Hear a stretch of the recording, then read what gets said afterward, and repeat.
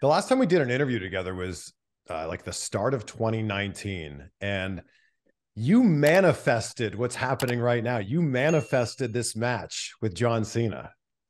Yeah, it's so funny you bring that up too, because this is the that interview you're speaking of specifically. That's the one that's floating around all over the place right now, just because of this. Yeah, it was definitely manifested for sure. Like, I feel like you weren't just talking about like, oh yeah, I want a match with Cena because he was the top guy. You want a match with Cena because you feel like you deserve a match with Cena. And I love that about you. Yeah. And it's funny because all of that is it's kind of tying into how I feel now, and that's feeling inevitable. Because when I really look at the timeline of how long I've wanted to do this, since I was 8, I said I would be in WWE. And when I did that interview with you, I said I would face John Cena. Like I wanted to come after him. That's the guy I wanted, and here we are, WrestleMania 39, man. I love it. So when we did that interview the last time, you hadn't met John Cena yet at that point. He made a very cryptic Instagram post about you, which was so cool to see. But now you have met John Cena. So what was that first conversation with him like? Man, the first conversation came about, and it's funny because I brought up that photo that he posted on his Instagram. It was at the Performance Center one day, and we were all leaving, and we got told, "Hey, just everybody stay. We're gonna have a little meeting before everybody leaves."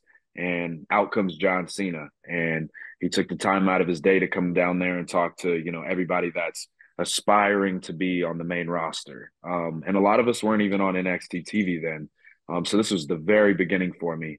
And he told us, I'll answer any questions you guys have, but if there's anybody that wants to talk to me, personally, I'll stay here all day. I'll go in this room in the office, and you guys one by one can come in there. And I remember waiting like 3 hours to talk to him. And I just went in there. And I remember the first thing I showed him was the picture of me as a kid, where I couldn't afford the actual, like, the shirt and the wristband. So I made my own kind of off brand stuff. But I was 8 years old, and I showed him the picture. I was like, man, this is probably crazy, but check it out. He's like, man, that's not crazy. That's awesome. And we got to sit there, and I kind of just really just asked, everything I could, because this is the source. This is the man that's, held it down for well over a decade. And it was a lot for me to take in though at the time, because he was spitting knowledge, but I'm still, whoa, this is John Cena, so Yeah. I'm just trying to take everything in, man. But that moment specifically, I'll never forget. And I just remember like leaving that room that day, like, whoa, like I'm here. Like I met the person that inspired me and motivated me.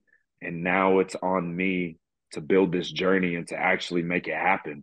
And I know I can do it because I'm the inevitable Austin Theory.